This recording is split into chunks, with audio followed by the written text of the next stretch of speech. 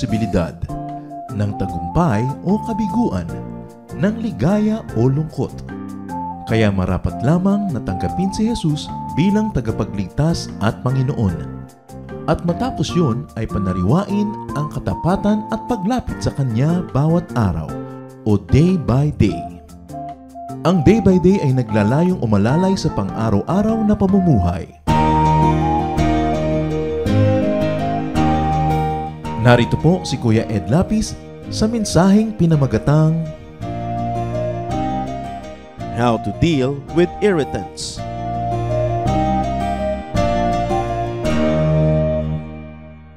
Marami po mga tao kuminsan, ang problema nila sa buhay ay hindi bulkan na sumasabog, hindi baha na tumataas, kundi kapwa-tao. Some people in our world can be very irritating. In fact, some can be very vexing, that they destroy your sense of peace and well-being. Ano po ba ang mapapala natin mula sa Biblia kung paano makikitungo sa mga tao na magulo? Magulong kasama, ginugulo ang ating isip, ang ating damdamin. How can the Bible equip us to deal with people who tax our patience, vex our spirit, and bother our peace? Sabi po sa 2 Timothy 3:16-17, all Scripture is God-breathed and is useful for teaching, rebuking, correcting, and training in righteousness, so that the man of God may be thoroughly equipped for every good work. So ang salita ng Diyos ay sapat upang tayo turuan, ituwid, bigyan ng liwanag, at bigyan ng gabay sa lahat ng bahagi ng ating buhay. Sa Bible tayo kukuha ng karunungan kung paano makikitungo sa mga taong pampagulo sa ating buhay, how to deal with irritants. Yan ang pamagat ng ating pag-aaral. Salamat Amang Diyos dahil kami ay mayroon pang buhay sa araw na ito. Pinahiram mo pa kami na isang araw na buhay. Binigyan mo kami na ikakabuhay. At binigyan mo pa kami kuminsan ng mga magagandang nalalasap sa buhay na ito. Patawarin niyo po kami sa aming mga kasalanan, Ama. Lumalapit kami sa ngalan ng aming Panginoong Jesus, ang aming tagapagligtas, ang iyong anak, na iyong isinugo upang kami ay bigyan ng liwanag. Turuan niyo kami, Panginoon, na sa inyong salita na tinipon, na preserve at ngayon aming pinag-aaralan, makahanap kami ng karunungan how to deal with vexing people, with people who can irritate us and take away our peace. Lead us, Father. At nawa sa amin mong pag-aaral ay makakita kami ng mga application. Bigyan mo kami, Panginoon, ng karunungan na bigyan ng personal application ang mga pag-aaral na ito. Be with us, O God. Let your Spirit reside in our hearts. Teach us to obey you. Teach us to be like your Son, Jesus. Father, we commit our study to you, asking you to protect us from all evil men and from all evil spirits. Lahat, Panginoon, ng mga masasamang espiritu, malilisyosong mga tao na nagbabalak ng masama laban sa iyong mga anak, na ngayon nagtitipon upang kayo sambahin, biguin ninyo, tapunan ng inyong liwanag, Panginoon, at tupukin ang kanilang mga masasamang balak laban sa iyong mga anak. We hide in the shadow of your love. We hide under the wings of your protection, O Father in heaven. Lead us, teach us. Even, Lord, we pray that you may take care of our loved ones who are not with us right now. Sila man ilalayo sa mga sakuna at pagpapalain. Sa ngalan ng Panginoong Hesus, ito pong aming dalangin. Amen. How to deal with irritants.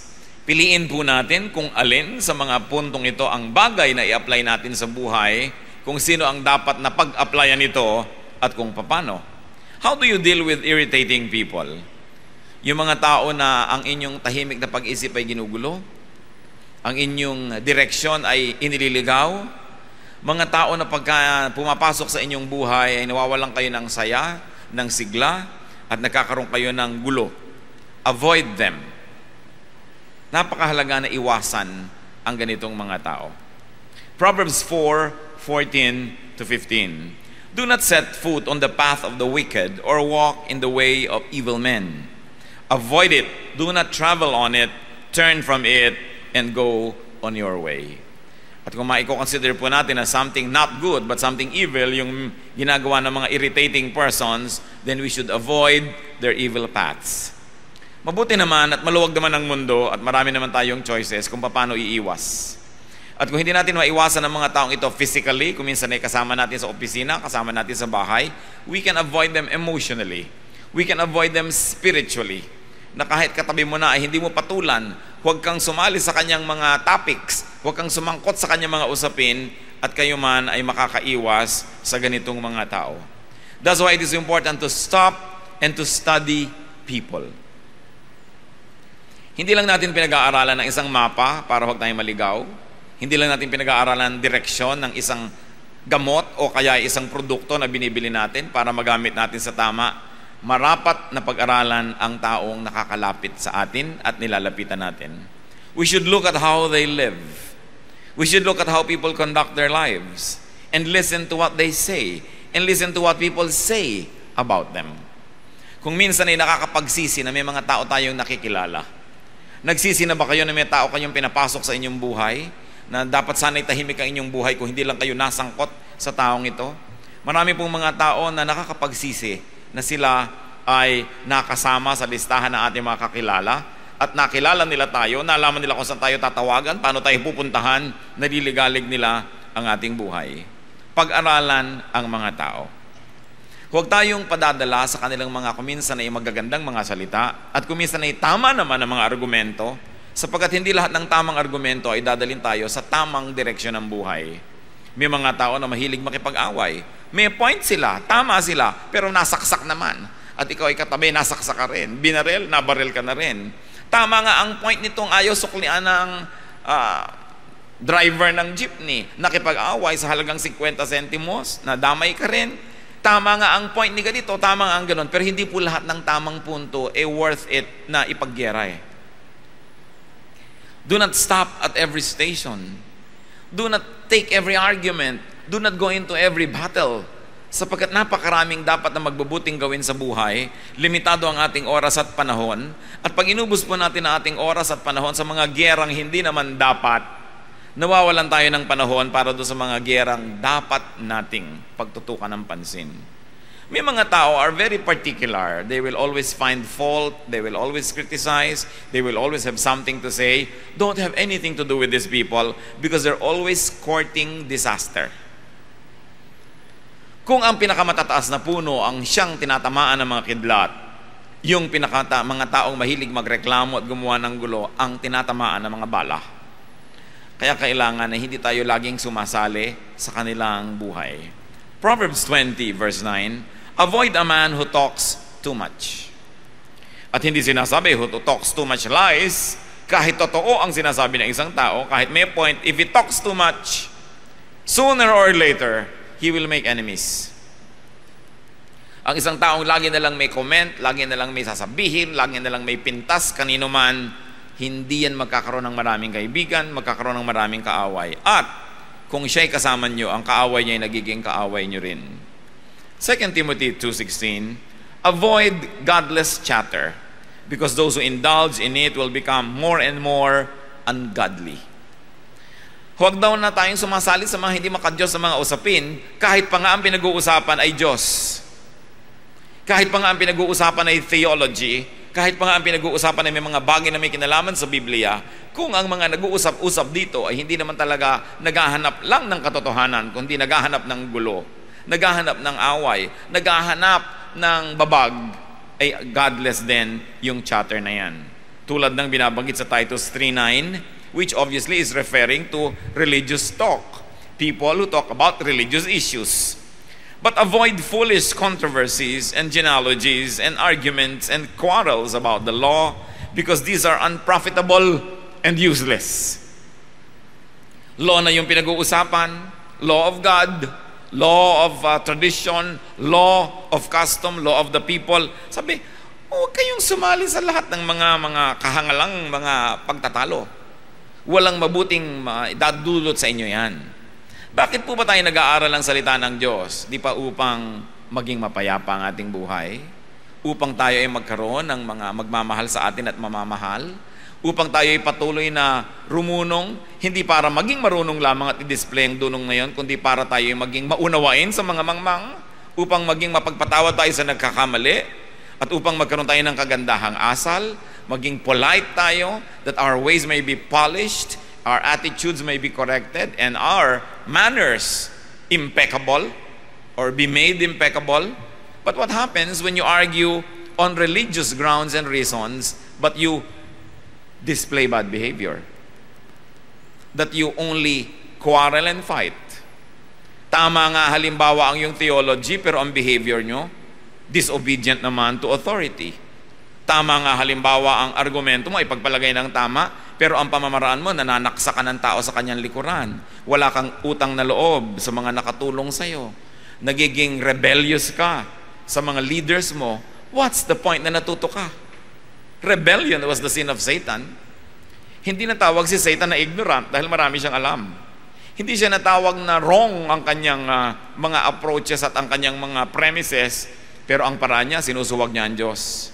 Sinusuwag niya yung dapat sana iginagalang niya. At alam niyo po, even in religious circles, there are many people, natuto lang ng konti, susuwagin ng kanilang Bible study teacher. Umaattend ng Bible study, hindi naman para matuto, para i-display ang kanilang alam, ipahiya ang teacher, at pasikatin ang sarili. Umaattend ng mga churches, hindi upang magpasakop at mag-improve ang character, kundi upang maghanap ng babag, patunayang mas magaling siya kaysa sa preacher o sa pastor. Yan ang mga dapat na iniiwasang kausapin. Avoid foolish controversies. Hindi sapat na mayroong magandang argumento, pinag-uusapan, saan ito uuwi? Saan pupunta ang usapang ito? Magkakagulo ba ang mundo? Mag-aaway-away ang mga tao? Masisira ang mga magagandang relasyon? Even Paul said, our knowledge is imperfect and our prophecy is imperfect. Paano mo aawayin ng isang tao sa kanyang paniniwala kahapon? Maaaring ang paniwala niya ay mag-improve at maiba next week. Paano mo aawayin ng isang tao sa theology niya last month o last year? Sapagkat yung theology na yon ay dynamic, patuloy na, nahahasa, patuloy na fine-tune. Sabi ni Paul, our knowledge is imperfect and our prophecy is imperfect. But when the perfect comes, the imperfect will pass away. So bakit mo gegerahin yung imperfect kung imperfect man yon? Dahil kaya perfect ka at siya ay imperfect, kaya gusto mo siyang awayin?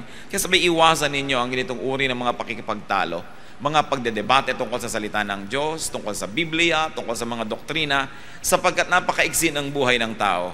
At sino ang nakararating sa puntong alam na niya ang lahat para sabihin niyang, ang paniniwala ko lang ang tama at ang paniniwala mo ay mali. Mahalaga na may paniniwala tayo. Mahalaga na may direksyon ng ating paniniwalaan, subalit wala dapat maging palalo na mag-isip na alam na niya ang lahat ng tama. Therefore, dapat na siyang makipag-away sa mga taong hindi ganun ang kanilang mga pananalig. The Bible itself says, avoid foolish controversies. So avoid people who always and often get into trouble. Avoid people who always get into quarrels, who are involved in many bickerings. Kaya kung minsan, nagka-girlfriend ka na bungangera at palaaway, nadadamay ka. Inaway niya isang babae, yung boyfriend ng babaeng yun, inaway ka rin dahil ikaw ang boyfriend niya, gumulo ang buhay mo dahil sa babaeng ito. Kung minsan naman, tahimik na tahimik ang babae, ang naging nobyo mo ibasagulero, mahilig makipag-away, nadadamay at nadadamay ka. Proverbs 12:26, a righteous man is cautious in friendship, but the way of the wicked leads them astray. Ang taong matuwid ay maingat sa kanyang pakikipagkaibigan. Sapagkat pag tayo nagiging kaibigan ng sino man, ang ating resources ay nagiging resources niya. At kung minsan yun lang ating presence ay nagiging lakas ng loob niya para mag-isip na marami siyang kakampi. Kaya hindi agad-agad ibinibigay ang pakikipagkaibigang malalim. Lalo pa nga sa mga taong mahilig, manggulo at mangaway. How else do we deal with irritants? Learn from them. Turn every disadvantage to an advantage. Having an irritant in your life can be a disadvantage, but it can also be a source of an advantage. Learn from what they do and the result of their deeds. If P then Q, if I did this, then this is the result. Matuto tayo sa mga ginagawa nila, nagiging bunga ng mga pinagagagawa nila. And learn from what they say about you. Pag meron po mga nagsasabi ng lahat ng uri ng mga masasakit, mga di magaganda mga salita laban sa atin, ang una nating itatanong, is it true? Totoo ba ang sinasabi niya? Or is it partially true? Or is it completely true? At depende sa kalakihan ng katotohanan na yon, doon nyo lamang ibase ang inyong reaksyon. Kung totoo, pasalamat kayo at nadinig nyong muli ang totoo because the truth sets free. Because sometimes you can hear the truth about yourself from the mouth of your critics, even from the mouth of your enemies. Kimisan yung mga taong nagmamahal sa atin, mga kaibigan natin ay nabulag na yan sa ating mga kapintasan, tinanggap na nila, minahal na nila tayo, so hindi na tayo matutuwid. Pero pag nakinig ka sa mga sinasabing kapintasan mo ng isang kaaway, lalo totoo, ang totoo noon ay magpasalamat ka at naaalala mo ang mga katotohanan hindi maganda tungkol sa iyong sarili, may benefit din yon. Bagamat masakit. Si David, yung kanyang commander na si Joab, siya ay kinriticize. David was criticized by his commander because David had a son, Absalom, who rebelled against him and who fought his army. At nung napatay ng army ni David yung anak niyang si Absalom, ay pinagluksa ni David si Absalom, nagtampo ang kanyang hukbo. Sabi niya, at sa lagay pala, ipinagluksa niya yung kalaban natin na naman napatay natin. So mamabutihin pa niya na tayo ang mapatay ng anak niya na lumalaban sa kanya dahil ipinagluksa. True or not, valid or not, sumama ang loob ng kanyang mga hukbo at kinriticize ni Joab ang kanyang hari na si David. That kind of criticism was valid because the point being raised by these people was valid also. So what's important? Listen, study, and observe everything. Tingnan natin, bukas ang ating mata. Sabi mo, itong kasama ko na to, saan niya ako dadalhin? Itong kaibigan ko na ito, itong groupmate ko na ito, itong aking kabarkadang ito, saan niya ako dadalhin? No? Observe anything. Matthew 24:32, now learn this lesson from the fig tree. As soon as its twigs get tender and its leaves come out, you know that summer is near.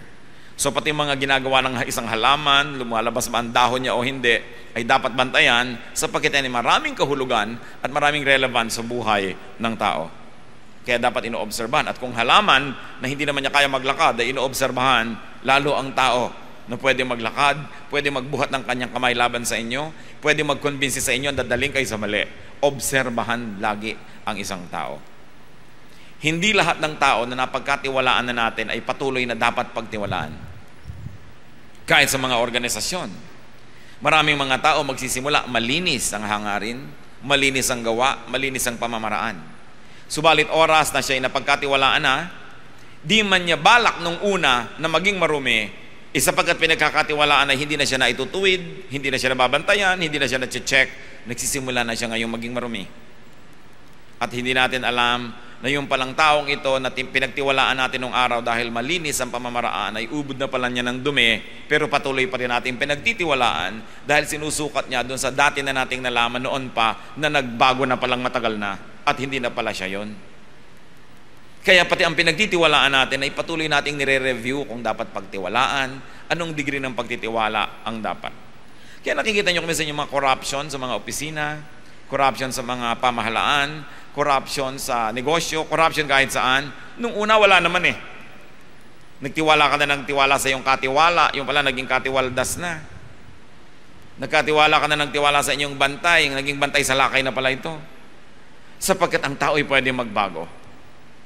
At ang isang nakakalungkot, pati ang Diyos nung tiningnan niya ang mundo, nung pamansimula sa Genesis, ay nalungkot siya. Sabi niya, ba't nga ba ang mga taong ito ay nalikha pa? Wala na silang alam, wala na silang inimbento, kundi mga kaguluhan at mga kasalanan at mga karumihan. Bata man at hindi nyo bantayan ng lagi, sa unay tama ang ginagawa niyan, pero pag nalaman niya hindi nyo binabantayan at may ginagawa siyang isang kabalbalan, tapos hindi siya naitutuwid at napapalo, gagawin niya ng gagawin hanggang palalaya ng palala. Isa mang kahera na hindi ino-audit, sa unang araw ay malinis, sa pangalang araw, sa pangatlong araw, pag nakakasampung araw na yun o 10 buwan na hindi ino-audit, ang dami na pala niyang na ginagawang hocus-pocus, debit, credit, kupit ang nangyayari. Kaya ang mga tao, mga kapatid, lagi natin chinecheck. Kahit asawa, okay, naniwala na ako nang naniwala sa kanyang pasya dahil ang track record laging tama. Pero ito bang magiging pasya na niya na ito ay tama? Dapat ko pa rin reviewin. Hindi tayo dapat na mawalan ng pagbabantay. Because the devil prowls around like a roaring lion seeking someone to devour.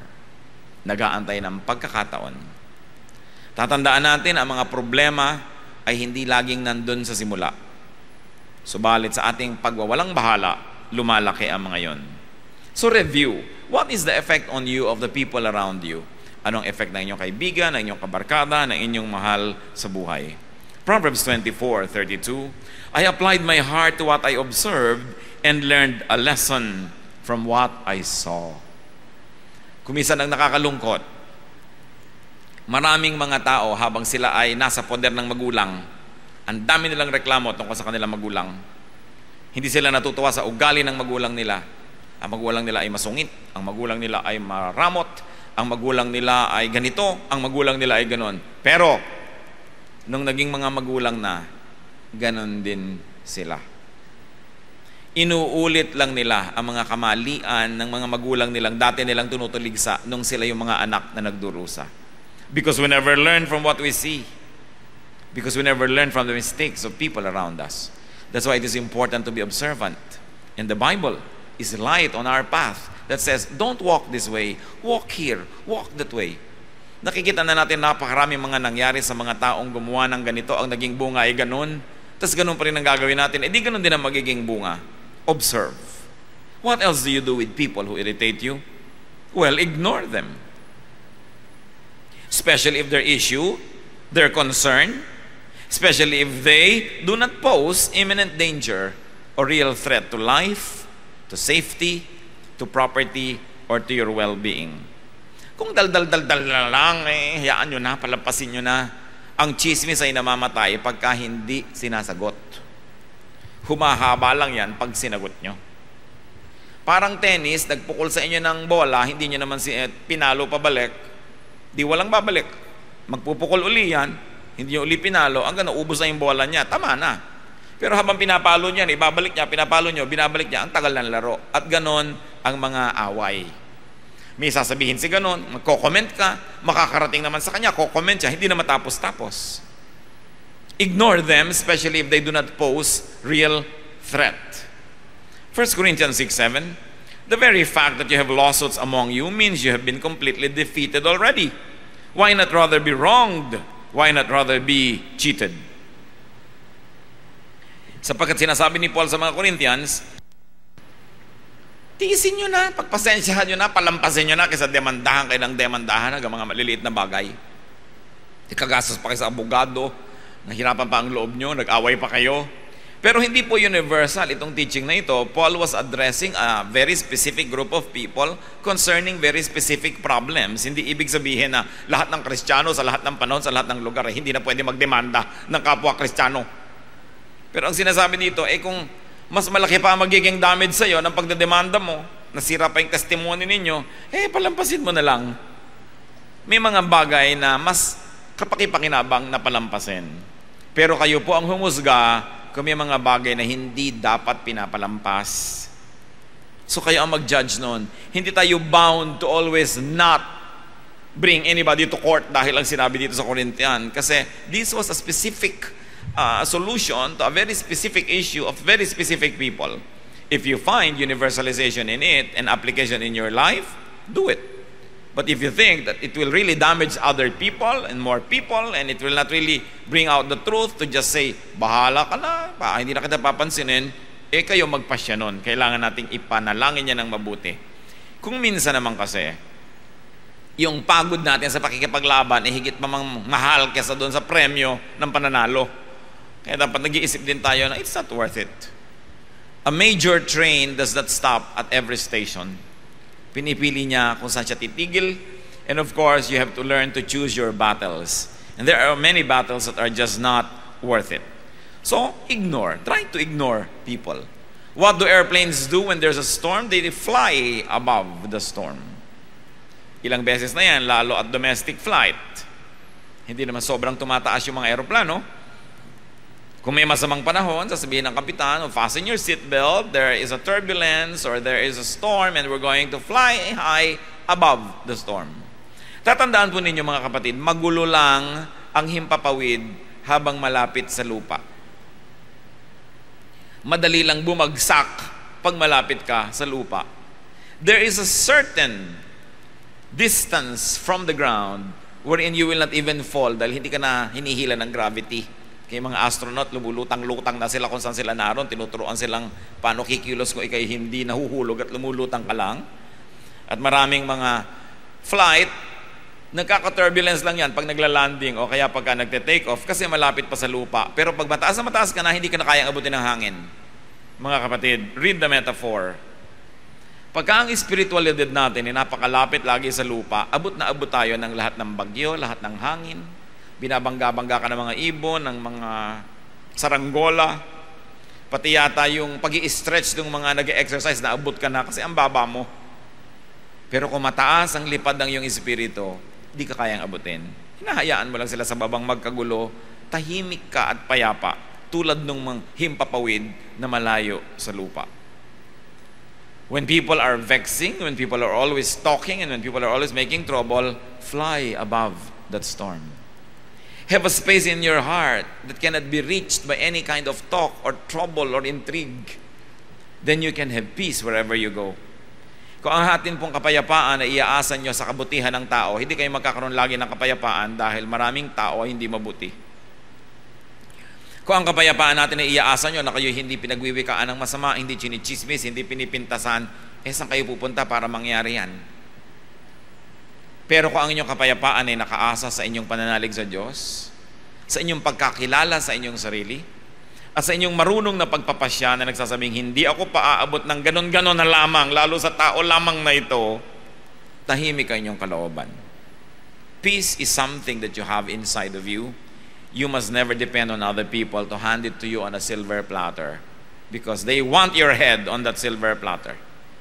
Huwag tayong umasa dyan. Proverbs 20 verse 3, it is to a man's honor to avoid strife, but every fool is quick to quarrel. Ang mga mararangal daw na tao at karangal-rangal kung sila ay umiiwas sa gulo. Pero ang mga hangal daw, madaling makilala, laging naghahanap ng gulo, naghahanap ng argumento, naghahanap ng debate, naghahanap ng mga pagkakataon para mapatunayang magaling sila, na meron silang alam. Pero tandaan nyo po, ang mga karunungang espiritual, ang tunay na dulot niyan sa buhay ay kapayapaan, kababaang loob, kabutihan, kagandahan ng asal, hindi kagaspangan at hindi pagiging malaswa o kaya ay hindi pagiging taksil o kaya hindi pagiging walang utang na loob sa mga dapat tingnan at tanawan ng utang na loob. Yan ang karunungan ng mga hangal, gulo ang hinahanap. And even in religious circles, religious students or scholars or so-called theologians can also love to quarrel about teachings and ideas. And most of the time, they really only want to prove themselves. Kung minsan estudyante, inaawa yung teacher. Siyempre, sisikat ka. Kung inaway mo ba si Aling Tekla dyan sa kanto, ay sisikat ka. Pero subukan mong awayin, halimbawa, ang isang senadora o presidente o artista, nasa dyaryo ka agad bukas. Kung ikay naging kerida ng isang tricycle driver dyan na hindi kilala, na 3 beses ka nang nanganak, hindi ka pa napag-usapan. Pero kung naging kerida ka ng asawa ng isang sikat, napag-usapan ka na agad. Even in religious circles, people try to be popular and famous by picking up quarrel with those already well known. So hindi mo dapat bigyan ng pagkakataon. Marami pong mga tao, ganyan lang ang gusto sa buhay, magpasikat, patunayan na marami silang alam, at gusto nila sirain yung mga taong kinakainggitan nila. Yung mga taong gusto nilang maging, kung hindi nila matupad yon, hindi nila maging katulad, hindi nila madaig, sisirain nila yon, sapagkat yan ang kahulugan na mainggit. You want to destroy anything that is beautiful. I heard someone said, at natawa ako, sabi niya, don't hate me just because I'm beautiful. Baka gusto niyang sabihin niya sa mga nagagalit sa inyo nang walang dahilan, don't hate me just because I'm intelligent. Don't hate me just because I'm rich. Don't hate me just because I'm popular. Don't hate me just because you cannot be me. Pero marami pong ganong mga tao, huwag na lang patulan. And what do you do? How else do you deal with these irritating people? If you must, if you absolutely must answer them softly. Sumisigaw sila, huwag kayong sumigaw. Nagagalaiti sila, huwag kayong manggalaiti. Kasi pag pareho na lang kayo, di pareho lang pala kayo. Kailangan iba yung inyong behavior. Impeccable. You must be like a pond without blemish on its face. You must be the picture of serenity, and only through that imagery, people around you will say who the foolish one is and who the wise one is. Proverbs 15:1, a gentle answer turns away wrath, but a harsh word stirs up anger. Tandang-tanda ko yung minsan na may nag-aaway na magkapatid, galit na galit ang ate. Sabi ng kapatid na bata, pasensya ka na kasi tanga ako. Ano pa ang pwede mong sabihin? Inamin na. Pero pag pinagpilit mo, hindi, tama ako, mali ka, hindi matatapos. Pasensya ka na dahil tanga ako. Tapos ang usapan. Ngayon, nasa sa inyo na kung totoo nga ba yun o hindi. Pero hindi ka naman siguro ganun kung napakaganda lang yung paraan, natigil ang awayan, hindi ka talaga kulang sa karunungan. Marunong ka. Pero para kang kawayan na sa lakas ng hangin ay yumuyuko para di mabali. Bakit ka lalaban sa hangin na ubod naglakas? Hindi yumuko ka. Meron ba namang matapang na lumilipad ang mga bala sasalubungin mo? Siyempre yuyuko ka dahil may bala. Kailangan marunong tayo ng ganung uri ng pamamaraan.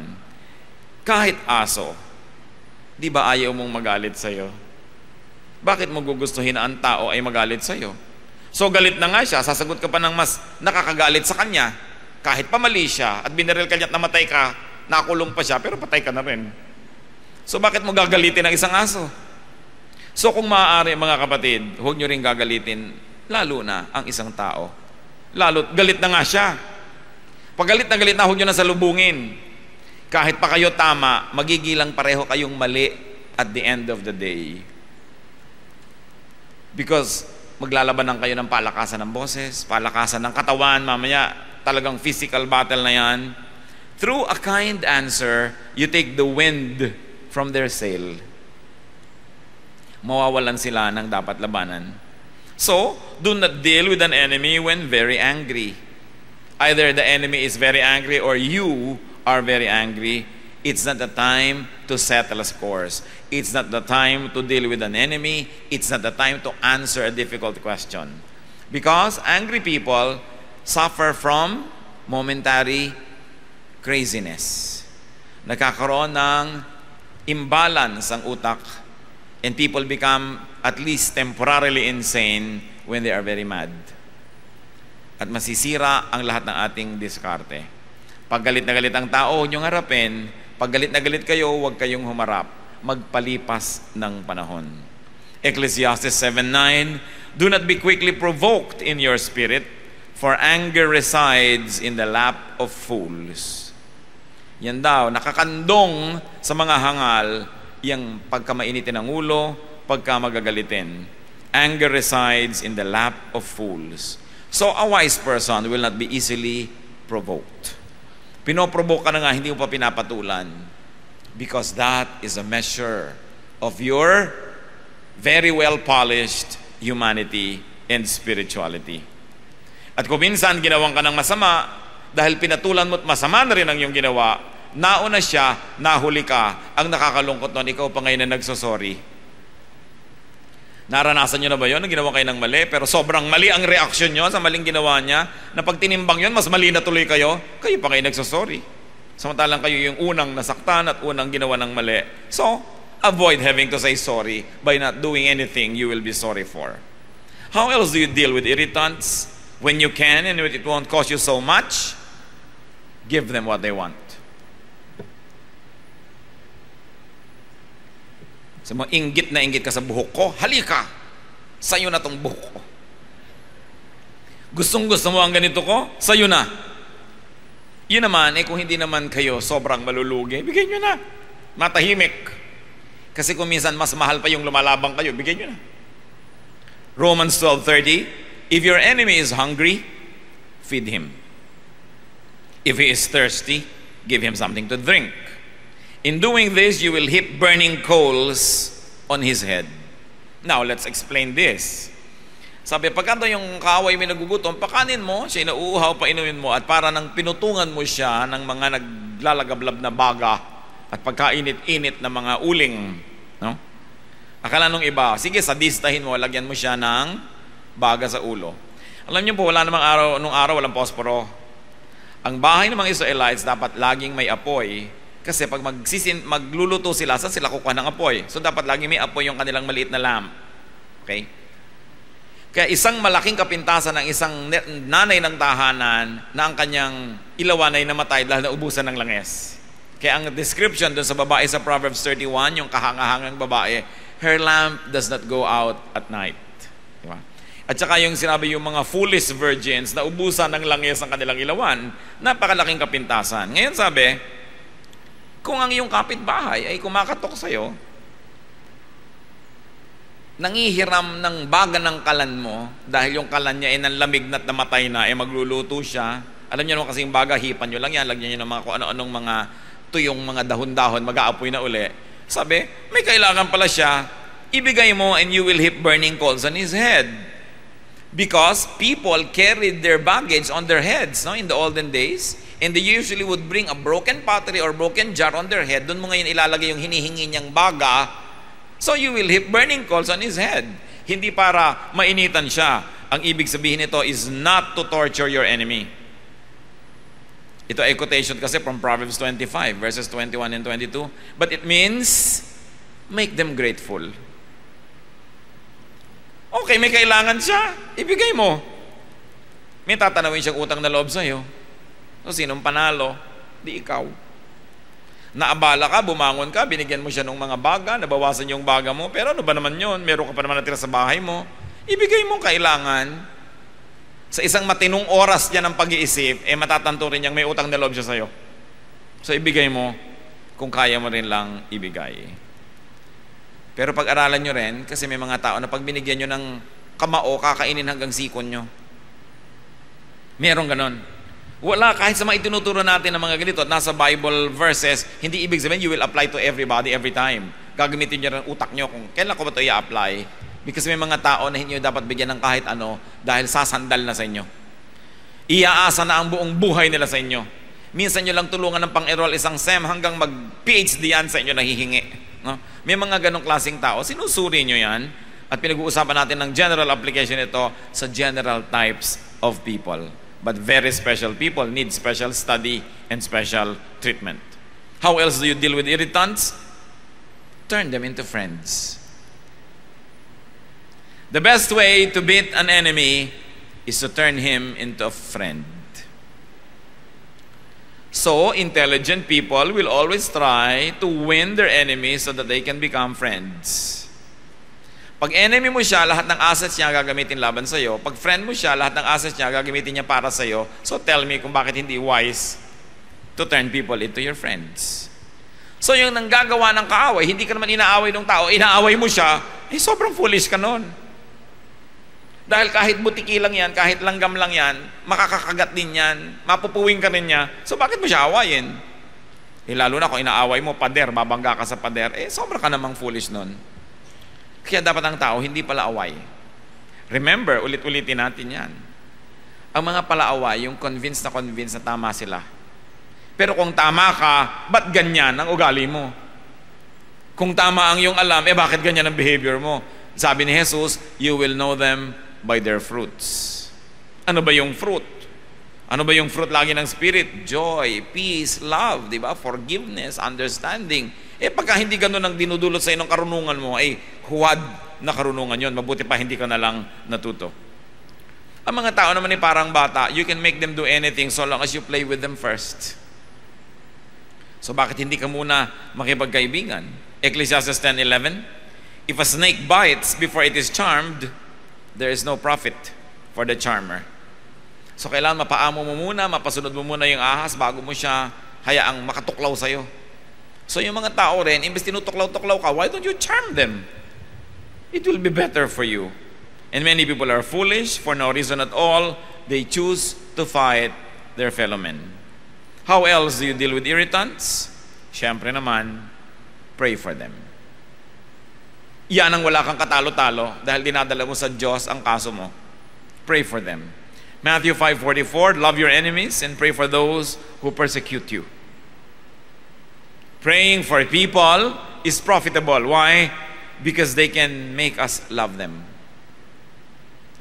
Pag lagi mong ipinagpe-pray ang isang tao, layo yung taong kang inis ka, galit ka, mapapansin mo kapatid, nawabawasan na yung galit mo at mamaya nagkakaroon ka na ng simpatya, namamahal mo na yung tao. The quickest way to love somebody is to pray for them. But it's no guarantee that they will love you back, okay? Pero yung ikaw mismo nagbubukas yung isip mo sa kanya, pray for them. And even if you don't fall in love with your enemy or your irritant, praying for people can give us relief. Guminhawa ang iyong loob, lumuwag ang iyong dibdib, gumaan ang iyong panghinga, nakabuti para sa iyo. So ipanalangin mo siya. Philippians 4:6-7, in everything by prayer and petition, with thanksgiving, present your requests to God. And the peace of God, which transcends all understanding, will guard your hearts and your minds in Christ Jesus. So ipanalangin ang lahat-lahat.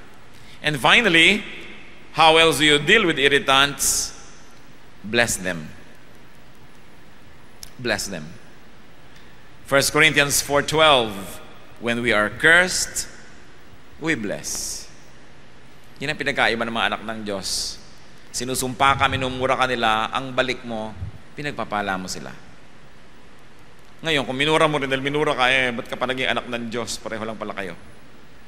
So dapat, mas mabuti ang ginagawa natin, ang isinusukli natin, kesa sa tinatanggap natin na ginagawa ng iba. Romans 12:17, do not repay anyone evil for evil. Be careful to do what is right in the eyes of everybody. Now, bless them because you're godly. But if you cannot be godly all the time, at least be wise. Bless them because what you plant, you harvest. Kung hindi mo siya kayang pagpalain dahil sa kabahan-hala ng iyong puso, pagpalain mo dahil wise ka. Dahil sinasabi sa Bible, Galatians 6:7, a man reaps what he sows. So may binless ka, di ang mapapala mo blessing. May inaway ka, may kinurse ka, di ang mapapala mo curse din. So be wise. Kaya ngayon ang aaway is a mark of foolishness. It's a mark of absolute foolishness.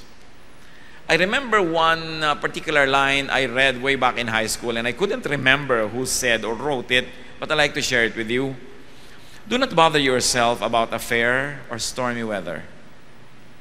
Squalls or wind must sometimes whistle around. When people live together, some will smile and some will frown, but you need not mind them. Travel on as best as you can. Take them as you find them. Huwag niyong hayaan na ang inyong kaligayahan ay maging bihag ng ugali ng iba. Na kung pangit ang kanila ugali, ay lulungkot na kayo. Mawawalan kayo ng sariling orbit, mawawalan kayo ng sariling kapayapaan sa buhay. Decide to be happy. Decide to be peaceful in spite of the irritants around us. Think of people who irritate you. Think of people who bother you and anger you, and apply to them ang mga pinag-usapan natin. Piliin nyo kalin ang pinakabagay, avoid them, learn from them, ignore them, answer them softly, give them what they want, turn them into friends, pray for them, bless them. Alin man dyan, hindi kayo mapapahamak. At dapat nating isipin, baka naman tayo ang irritant sa buhay ng iba. Magdamag na natin pinag-usapan kung paano tayo ginugulo ng iba, baka naman tayo ay nakakagulo rin sa ating kapwa. Aming Diyos, siyasatin niyo po kami kung paano po kami nakikitungo sa mga nanggugulo sa amin, at lalong-lalo siyasatin mo kami kung kami ang nakakagulo sa iba. Tendency na namin, Panginoon, na laging sisihin ng iba kaysa ang sarili namin. Ibunto ng lahat ng sisi sa bakura ng iba kaysa akuin namin yung mga dapat naming akuin. Siyasatin niyo po kami, ipakita niyo sa amin kung kami may nakakainis. May ugali ba kami na nakakagulo, kakasira sa iba? O kaya naman, Panginoon, kung kami talaga ang laging ginugulo, ituro mo sa amin how to deal with them. Magbulay-bulay tayo, mga kapatid, yumuko sa presensya ng Diyos. Marapat na gawin tuwing nakakarinig tayo ng magagandang salita mula sa Biblia, ay yumuko, manalangin, humingi sa Diyos ng karunungan kung aanhin natin ang mga napagdidinig natin ito.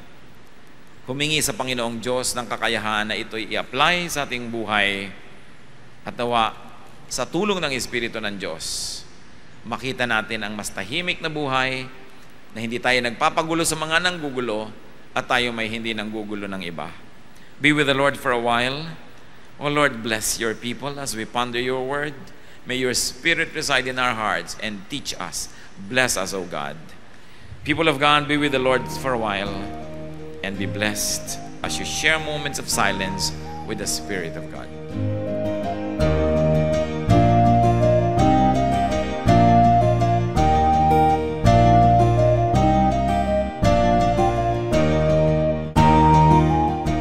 Ang katatapos pong mensahe ni Kuya Ed Lapid ay pinamagatang How to deal with irritants.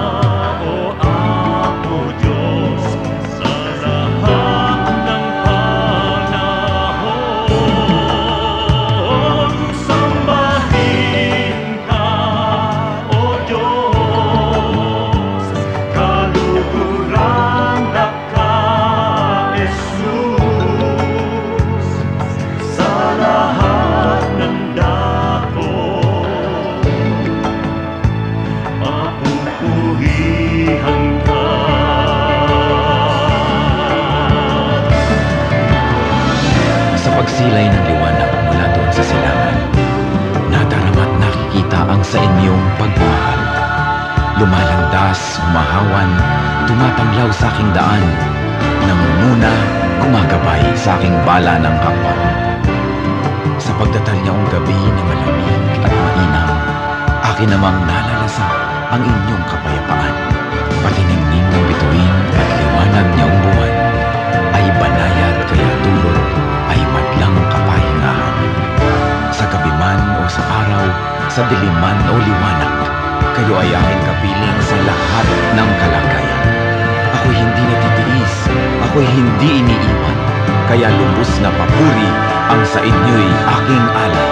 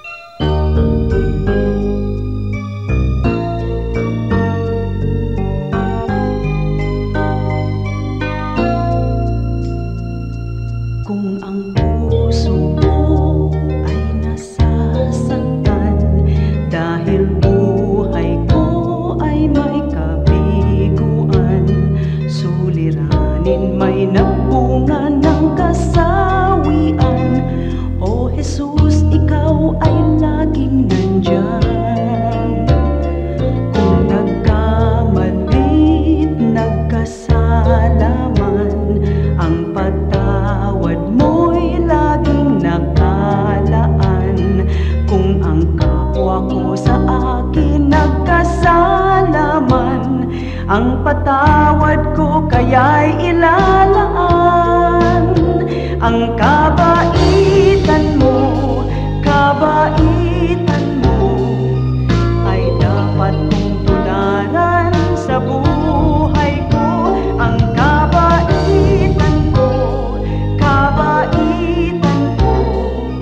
biyaya ng Espiritu, kabaitan ko.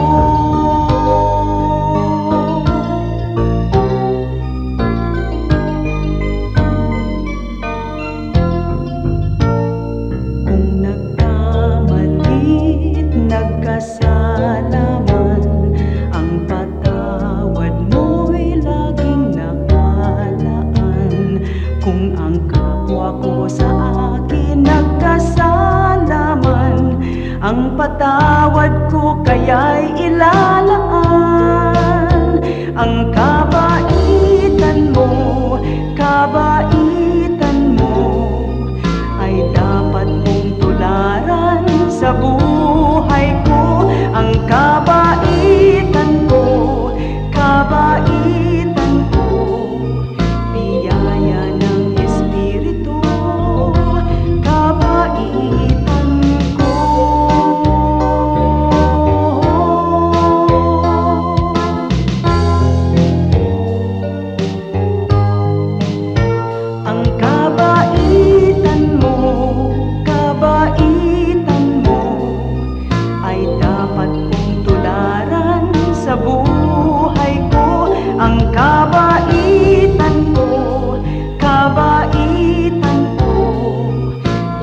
biyaya ng Espiritu, kabaitan ko.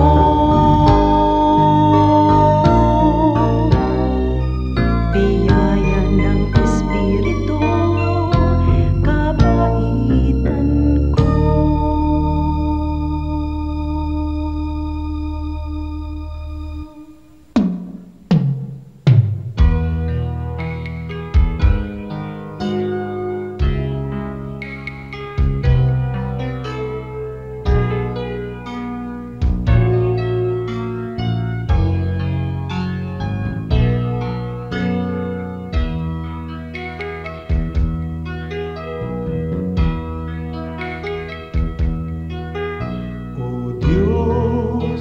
Dalangin ko'y iyong tanggapin,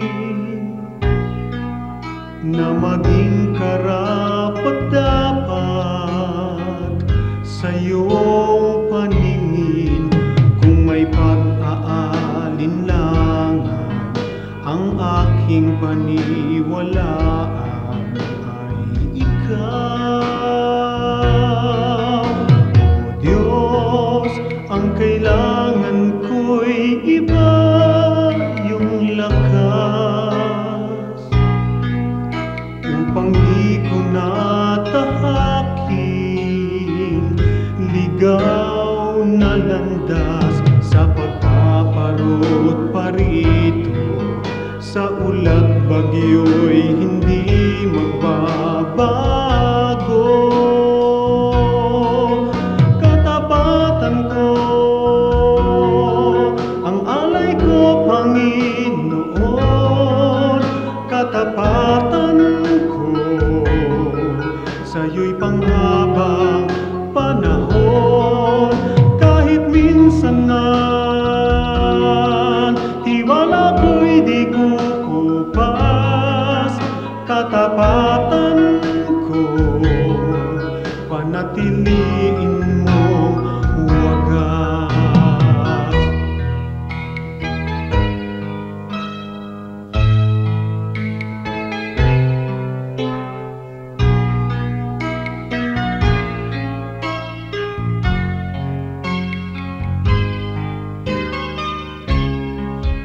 Sa pagpaparot parito, sa ulat bagyo'y hindi magbabago. Katapatan ko, ang alay ko, Panginoon. Katapatan ko, sa'yo'y panghabang panahon.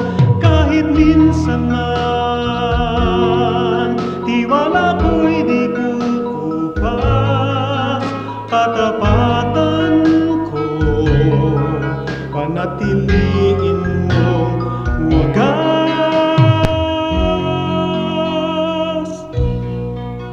Panatiliin mong wagas.